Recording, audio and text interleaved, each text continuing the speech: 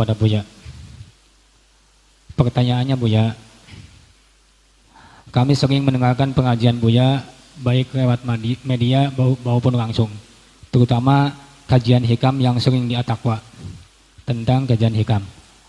Ada sebagian orang mengatakan kalau sering mendengar pengajian, terutama kajian hikam itu tidak boleh disampaikan lagi kepada orang lain. Artinya padahal kami paham betul tentang kajian Buya yang Buya sering sampaikan, kadang-kadang sering kami sampaikan kepada jamaah. Tapi ada sebagian orang yang mengatakan kalau menyampaikan ilmu kepada jamaah tidak boleh kajian hikam, kecuali ilmu yang lain selain hikam. Pertanyaannya, apakah betul Buya demikian?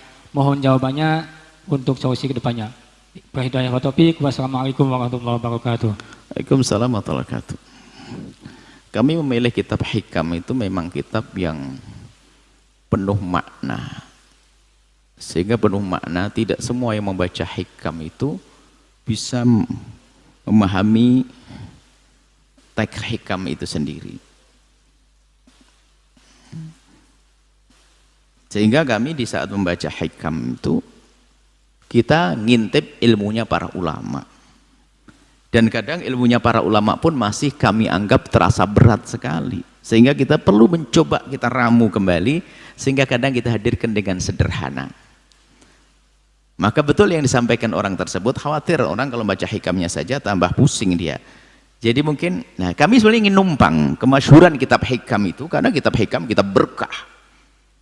Masyhur di kalangan para ulama. Sehingga kita untuk membawa ini numpang kita ini, memang kita selalu numpang kepada ulama biar ke bawah kita.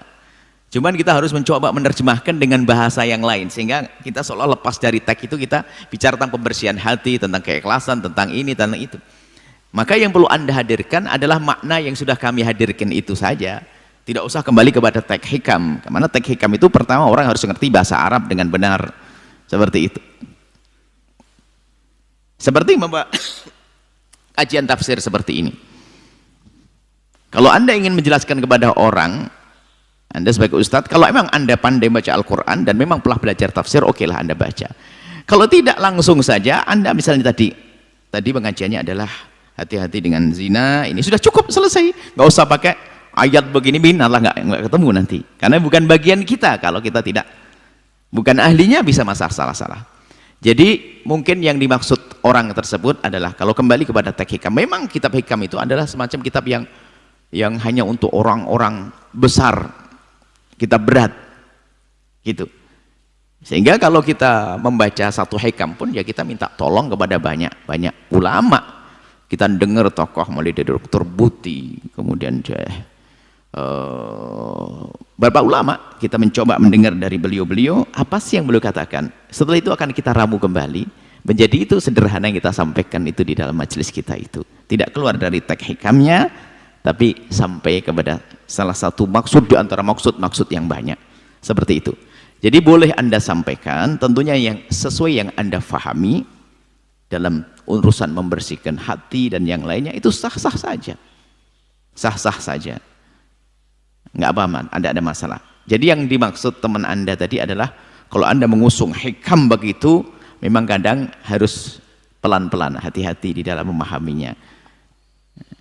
Memang waktu itu mengatakan kenapa di majelis umum kok pakai hikam, karena memang kitab itu penuh makna. Karena penuh makna itu banyak makna, kita bisa mengambil satu makna, dua makna yang sesuai dengan dan kebutuhan masyarakat kita. Tapi kalau kembali kepada hikamnya langsung kadang berat.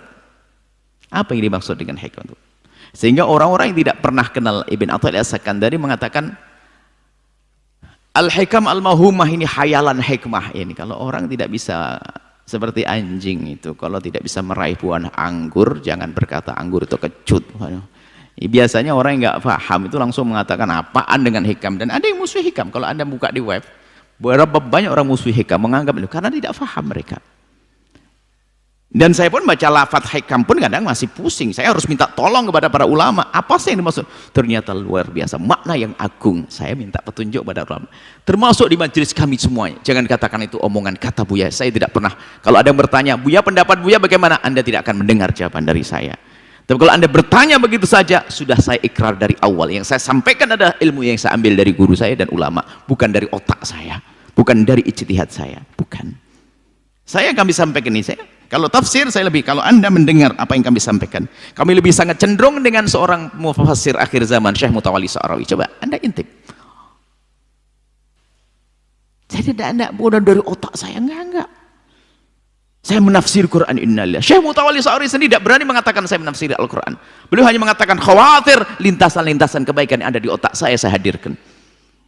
Tafsir Buya Yahya menafsiri Al-Quran, apa itu? Nggak ada. Nggak ada, tidak. Kita membaca Al-Quran, kemudian kami hadirkan perkataan para ulama-ulama tentang ayat tersebut, lalu kadang kita ulas kembali, kita permudah, kita ramu lagi, baru kita hadirkan seperti itu. Setelah Anda menyaksikan video ini, jangan lupa berselawat kepada baginda Nabi Muhammad sallallahu alaihi wa alihi wa sahbihi wasallam.